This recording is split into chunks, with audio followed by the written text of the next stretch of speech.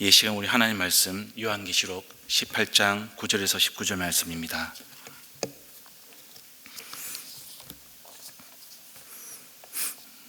우리 한 절씩 교독하겠습니다.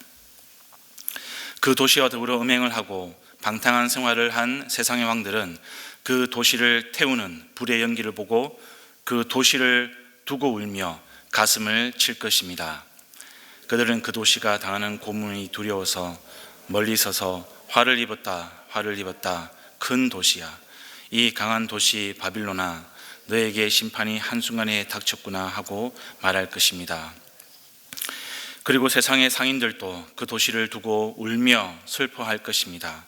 이제는 그들의 상품을 살 사람이 하나도 없기 때문입니다. 그 상품이란 금과 은과 보석과 진주요, 고운 모시와 자주옷감과 비단과 붉은 옷감이요, 각종 향나무와 각종 상아기구와 값진 나무나 굴이나 쇠나 대리석으로 만든 온갖 그릇이요, 계피와 향료와 향과 모략과 유향이요, 포도주와 올리브 기름과 밀가루와 밀이요, 소와 양과 말과 병거와 노예와 사람의 목숨입니다. 내가 마음속으로 담아둔 실과가 내게서 사라지고 온갖 화려하고 찬란한 것들이 내게서 없어졌으니 다시는 아무도 그런 것들을 찾아볼 수 없을 것이다.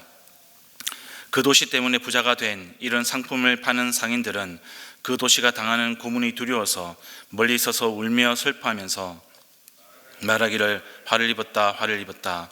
고운 모시옷과 자주색 옷과 빨간색 옷을 입고 금과 보석과 진주로 꾸민 큰 도시야, 그렇게도 많던 재물이 한순간에 잿더미가 되고 말았구나 할 것입니다. 또 모든 선장과 선객과 선원과 바다에서 일하는 사람들도 다 멀리 서서 그 도시를 태우는 불의 연기를 보고 저렇게 큰 도시가 또 어디 있겠는가 하고 외칠 것입니다. 함께 읽습니다. 그리고 그들은 머리에 먼지를 뿌리고 슬피 울면서 화를 입었다. 큰 도시야, 바다에 배를 가진 사람은 모두 그 도시의 값진 상품으로 부자가 되었건만 그것이 한순간에 잿더미가 되고 말았구나 하고 부르짖었습니다. 아멘.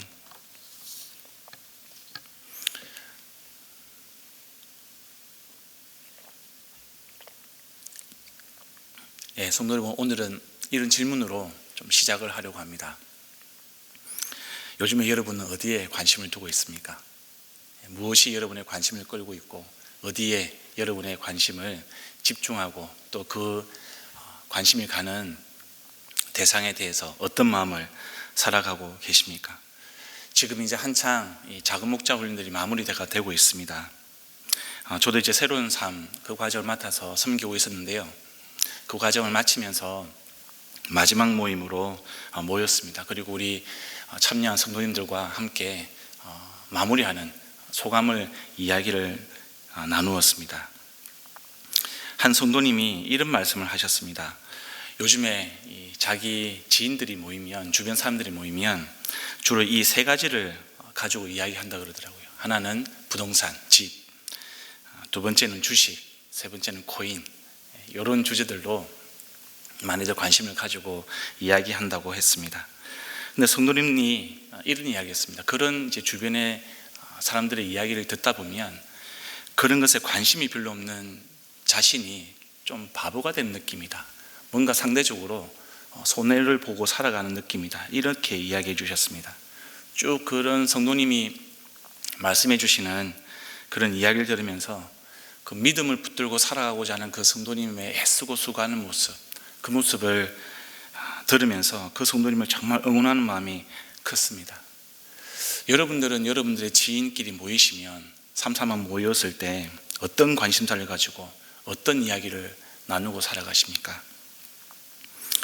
어제 주일에 타교셉 김사라 선교사님이 오셔서 선교 보고를 하셨습니다. 아마 많은 성도님들이 그 선교 보고를 들으시면서 은혜를 많이 받으셨을 줄 압니다.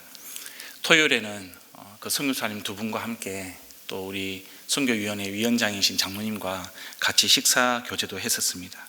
그리고 어제 예배 후에는 우리 인도마 사부님 선교사님이시죠. 그리고 타교셉 선교사님, 김사라 선교사님, 그리고 저희 이렇게 모여서 함께 또 같이 만나서 이야기도 나누었습니다. 근데 그런 이야기 나누는 가운데 부동산이 어떻다, 집이 어떻다, 주식이 어떻고 코인이 어떻다, 이런 이야기 하나도 없었습니다. 어떤 옷을 입고 어떤 차를 타고 어떤 학교를 나왔는지 그런 이야기도 전혀 없었습니다. 왜냐하면 그분들의 관심은 전혀 그런 것이 아니었기 때문입니다. 그분들은 거기에 관심이 없는 분들이기 때문에 그렇습니다. 반대로 그분들의 관심은 이것이었습니다. 아국에 있는 제자들 그리고 그 가족들이 경제적으로 너무 힘든데 내가 어떻게 그들을 도와줄 수 있을 것인가. 위험 가운데 있는 나의 제자들을 좀 안전한 곳으로 피신시키고 싶은데 어떻게 내가 그들을 도울 수 있을 것인가. 아국 난민들에게 어떻게 내가 복음을 전하고 힘겹게 살아가고 있는 그들을 섬기면서 하나님의 교회 공동체를 어떻게 그들 가운데 세워나갈 것인가. 391명이 우리나라에 들어왔는데 그 특별 기여자들이 어떻게 하면 이 낯설고 척박한 그들에게 한국에 잘 정착할 수 있도록 도울 수 있을 것인가. 선교사님들의 관심은 오직 하나였습니다. 어떻게 해야 복음이 없는 곳에 복음을 전하고 어떻게 해야 죽어가는 영혼들을 살리고 어떻게 해야 하나님의 나라와 하나님의 통치가 사라진 곳에 하나님의 나라를 회복시킬 것인가. 그것이 이 선교사님들의 관심이었습니다. 여러분, 오늘 본문은요 이처럼 관심에 관한 본문입니다. 예수 그리스도를 믿는 저와 여러분이 무엇에 관심을 가지고 어떻게 이 세상을 종말론적으로 살아갈 것인가, 그것에 대해서 지금 요한은 계시록을 통해서 하나님의 마음을 우리들에게 전해주고 있는 것입니다. 이 메시지를 전하기 위해서 요한은 세상의 관심에 따라서 큰 도시 바빌론을 추종하고 숭배하던 사람들의 종말을 지금 보여주고 있는 것이죠. 이것은 요한계시록이 처음 본 것이 아니라 에스겔서 26장과 27장에 기반을 하고 있습니다. 그러니까 여러분, 요한계시록은 어떤 다른 성경과 떨어져서 독립적으로 뭔가 큰 비밀을 우리에게 보여주는 것이 아니라 하나님께서 선지자들을 통해서 구약시대부터 신약까지 아우르면서 우리에게 끊임없이 말씀해 주시는 하나님의 메시지라는 것을 기억해 주시길 바랍니다. 오늘 본문에는 그런 사람들이 세 부류가 나옵니다. 9절에는 세상의 왕들이 나오죠. 당시의 각 지방과 각 도의 정치 지도자들이었습니다. 이들은 큰 도시 이 바빌론을 따라서 음행을 하고 방탕한 생활을 하던 사람들이었습니다. 11절에는 누가 나옵니까? 세상의 상인들이 나옵니다. 이들은 큰 도시 바빌론에 온갖 화려하고 찬란한 것들을 팔면서 부자가 되었던 사람들입니다. 17절에는 선장이나 선원같이 바다에서 일하는 사람들, 그런 사람들이 나옵니다. 이들도 이 바벨론에게 값진 상품으로 부자가 된 사람들입니다. 요한이 언급하는 이 사람들은 바빌론으로 상징되는 그런 당시의 로마 제국에 협력하고요, 이 로마 황제를 숭배하면서 자신의 이익을 극대화했던 그런 계층이었습니다. 그래서 이 요한은요, 이 사람들이 바빌론의 멸망과 함께 바빌론의 멸망을 울며 슬퍼할 것이다. 왜냐하면 이 사람들이 바빌론에 빌붙어서 바빌론에 충성하며 살아갔던 사람들이기 때문에 그렇습니다. 여러분, 이들이 바빌론과 교역하면서 팔았던 상품들이 어떤 것들이 있습니까? 12절과 13절을 한번 보십시오. 금, 은, 각종 보화부터 시작해서 29개의 상품이 나열되고 있습니다. 이 물건들이 바로 당시 사회의 어떤 권력과 경제적인 그런 이익을 독점하던 이 사회 계층의 지배층, 그 다음에 상인들의 관심거리였습니다. 근데 여러분, 이 상품들이요, 사람들이 정말 먹고 사는데 필요한 것들인가? 그것이 아니었다는 것이죠.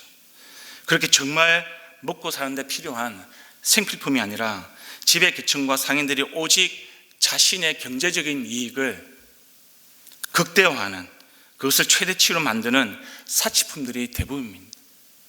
대부분이 사치품들인데, 이 사치품들은 당시 사람들이요, 우상숭배를 했던, 그런 우상숭배에 사용했던 물품들이었습니다. 근데 여러분, 특이한 것이 이 사치품에, 이 상품 목록에 사치품과 함께 노예와 사람의 목숨이 포함이 되어 있습니다. 이렇게 노예와 사람의 목숨을 상품 목록에 넣은 것, 그것은 당시 인간을 물건으로 취급하던 그런 세상의 가치관이 올바른 것이 아니라 하나님 보시기에는 심판받을 그런 대상에 속한다는 것을 이 요한은 가르쳐주고 있는 겁니다. 요한은 이렇게 세상의 왕들과 상인들과 해양 수송업자들이 가졌던 그런 부귀영화, 그런 부귀영화가 하나님의 심판을 통해서 다 사라지고 이들이 통곡할 것이라고 경고를 지금 하고 있는 것입니다. 여러분, 저는 이 본문을 보면서요, 저희 어머니가 너무 많이 생각이 났습니다. 왜냐하면 저희 어머니가 딱 이랬기 때문에 그렇습니다. 그래서 저는 이 오늘 본문이 너무 저의 마음속에 생생하게 와닿습니다. 여러분, 저희 어머니는 예수님을 영접하기 전까지 오랫동안 하나님을 대신해서 석가모니 부처를 구원자로 생각하고 숭배하고 모셨던 분이셨습니다.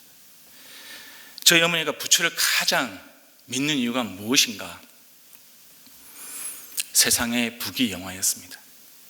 그러니까 부처를 믿으면 내 인생이 잘 된다. 부처를 믿으면 내가 경제적으로 부유해지고 나의 필요가 채워진다는 겁니다. 근데 시간이 지나면 지날수록 이것이 저희 어머니의 오롯이 한 가지의 관심사만 되는 겁니다. 오로지 저희 어머니는 이것에만 매여 사셨습니다. 사단이 저희 어머니에게 귀신을 다스리는 능력을 주셨습니다. 사단이 저희 어머니에게 병을 낫게 하고 사람들의 사주팔자를 볼 수 있는 그런 능력을 주었습니다. 어머니는 그런 특별한 능력을 사용해서 사람들의 마음을 장악을 했습니다.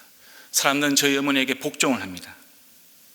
당연히 부가 따라오고 저희 어머니는 세상 부를 곳이 없이 풍족한 삶을 사셨습니다.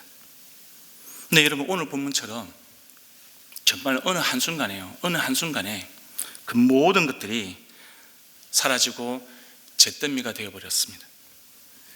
저희 어머니가 애통하고 분해하면서 눈물을 흘리셨고요, 이 마음의 병이 생길 정도로 정말 많이 괴로워하셨습니다. 어머니는 모든 것을 잃었고 오늘 본문에 나오는 세상의 왕들, 세상의 상인들, 선장과 선원들처럼 가슴을 치며 통곡하는 것이었습니다. 성도 여러분, 이런 어머니의 모습, 세상 사람들이 보기에는 모든 것을 다 잃어버린 존재였습니다. 저희 어머니가 가진 모든 것들이 다 사라져 버렸고 잿더미처럼 다 불에 타 버렸습니다. 세상이 보기에는 실패자입니다. 근데 여러분, 하나님의 시각에서는 어떨까요? 그렇지 않다는 겁니다. 하나님 보시기에는 어머니는 실패자가 아니었습니다. 오히려 그 심판을 통해서 하나님의 구원을 베푸셨습니다. 오히려 그런 심판을 통해서 하나님은 저희 어머니를 회복시키셨습니다. 세상의 관심과 가진 모든 것들이 다 사라지고 잿더미가 되었지만 하나님은 그 자리에서 하나님의 구원을 시작하셨고 그 잿더미 위에서 생명을 시작하셨던 거죠. 성도 여러분, 기억하시길 바랍니다. 하나님의 심판은 벌로서 끝나는 것이 아닙니다. 하나님께서 왜 지금 이 심판을 경고하시는가? 그것은 하나님의 목적이 구원했기 때문에 그렇습니다. 왜 하나님께서 이 요한계시를 통해서 이 시대에 경고하고 계시는가? 그것은 하나님의 그 목적이 바로 생명이요 회복이기 때문에 그렇습니다. 저희 어머니가 물질적으로 가난하게 되셨지만 지금 저희 어머니는 그 누구보다도 예수 그리스도를 통해서 가장 부유한 사람이 되셨습니다. 마찬가지입니다. 여러분, 오늘 본문은요, 온갖 우상 숭배와 또 부귀 영화만을 쫓아서 살아가는 그런 세상의 왕들, 세상의 상인들, 선장과 선원들에게 그 모든 것들은 잿더미가 되어버릴 것이다. 그 모든 것들은 사라져버릴 것이다. 그것을 경고하고 있습니다. 여러분, 이것이 무엇을 이야기합니까? 반대로 예수 그리스도만이, 오직 예수 그리스도의 복음만이 영원에 사라지지 않는 우리들의 소망이라는 것을 하나님께서 말씀하고 계시는 거죠. 오직 그분만이 우리에게 구원이요, 우리에게 생명이요, 우리에게 주시는 하나님의 은혜라는 것을 말씀을 하고 있는 것입니다. 바로 이 메시지가 저와 여러분에게 주는 하나님의 메시지입니다. 바로 이 메시지가 저와 여러분이 오늘을 살아가는데 붙들어야 할 메시지라고 하나님이 말씀을 하고 계시는 겁니다. 여러분, 저도 얼마 전까지 이 부동산 가격이 미친 듯이 올랐지 않습니까? 이 집이 없다는 사실, 이 사실 때문에 제 마음이 불편했습니다. 사실 저 혼자만 생각하면요, 근데 제가 큰 물질에 욕심이 있는 것도 아니기 때문에 얼마든지 괜찮았습니다. 근데 여러분, 제 아이들을 생각하니까 이 암울한 거예요. 제 아이들을 생각하니까 제가 집이 없다는 사실이 마음에 불편함이 찾아왔습니다. 그러다가 이런 생각이 들었습니다. 제가 하나님 앞에 갔을 때, 동원아, 너는 세상에서 뭐 하다 왔니? 분명히 이렇게 물으실 건데, 제가 하나님 앞에서, 하나님, 제가 열심히 노력해서 제가 아파트 한 채 사가지고 저희 아이들에게 물려주고 왔습니다. 하나님, 내가 열심히 공부해서 어떤 대학을 졸업하고 주님 앞에 왔습니다. 하나님, 내가 열심히 일을 해서 내 통장의 잔고가 이만큼이나 있습니다. 그런 저의 대답이 하나님께 어떻게 들릴까? 하나님은 그런 대답을 들으시면서 어떻게 생각하실까? 이런 질문이 제 마음에 생겼습니다. 그러면서 저는 이런 결론이었습니다. 하나님은 정말 그것에 관심 없으신 분이시구나. 하나님은 내가 집을 만들었고, 내가 돈을 이만큼 벌었고, 내가 세상에 이런 대학을 나왔습니다. 정말 이것에 별로 큰 관심이 없겠구나. 그런 깨달음이 왔습니다. 그런데 반대로 여러분, 하나님의 관심이 뭘까? 그러면 하나님은 제가 이 세상을 살면서 얼마나 저의 이웃을 주님의 마음처럼 사랑했는가, 얼마나 내가 주님을 정말로 주님께서 나에게 나의 주인이다 이렇게 고백하며 순종하며 살았는가, 얼마나 주님께서 나에게 부탁하신 세상 끝날까지 나의 증인이 되어다오 그 병력을 붙들고 얼마나 내 인생을 감당하며 살았는가, 그것을 하나님께서는 관심 있게 보신다는 거였습니다. 성도 여러분, 저와 여러분이 진짜 성도가 되기를 소망합니다. 저와 여러분이 하나님의 관심에 우리도 관심을 두기를 소망합니다. 하나님을 믿는다고 하면서, 우리가 성도라고 하면서 세상의 왕들, 세상의 상인들, 세상의 선장과 선원들처럼 잿더미가 되어버릴, 사라져버릴 그 모든 것들에 우리가 관심을 쏟고 우리가 에너지를 낭비하고 그렇게 살지 말고요, 정말 하나님께서 우리에게 말씀하신 하나님을 사랑하고 이웃을 사랑하는 것, 그리고 땅끝까지 복음을 전하고, 그래서 영혼 구원에서 제자 삼는 그 일 가운데 우리가 좀 더 관심을 가지고 좀 더 에너지를 쏟고 우리가 마음을 기울이는 저와 여러분이 되기를, 그것이 우리의 관심이 되기를 진심으로 축복하며 주님의 이름으로 축원합니다. 이 시간 우리 함께 기도하기를 소망합니다. 우리에게 주신 말씀을 기억하면서 함께 기도하시겠습니다. 그리고 오늘은 다음 세대를 위하여 기도하는 날입니다. 여러분, 우리가 다음 세대, 우리 자녀들을 위해서 무엇을 남기겠습니까? 하나님을 사랑하고 이웃을 사랑하고 우리가 참된 제자로 살아가는 삶, 우리가 그 삶을 우리 자녀들에게, 다음 세대에게 물려줄 수 있는 그런 교회 될 수 있도록, 그런 가정 될 수 있도록 함께 기도하기를 소망합니다. 12월 18일 예수 영접 모임이 있습니다. 그리고 새해에 세겹줄 기도회가 시작이 될 것입니다. 여러분, 우리가 함께 기도하면서, 우리가 함께 바라고 소망하면서 꿈을 꾸었으면 좋겠습니다. 하나님의 관심, 하나님께서 집중하시는 그 일 가운데 하나님, 우리도 예수 영접 모임을 통해서, 세겹줄 기도를 통해서 온 성도님들이 하나님의 관심으로 흥분될 수 있도록, 감동될 수 있도록, 그것이 우리 인생의 목적이 될 수 있도록 하나님 도와주시옵소서. 그리고 가지고 오신 개인 기도 제목 가지고 함께 간절하게 기도하시고 돌아가시겠습니다. 기도합니다.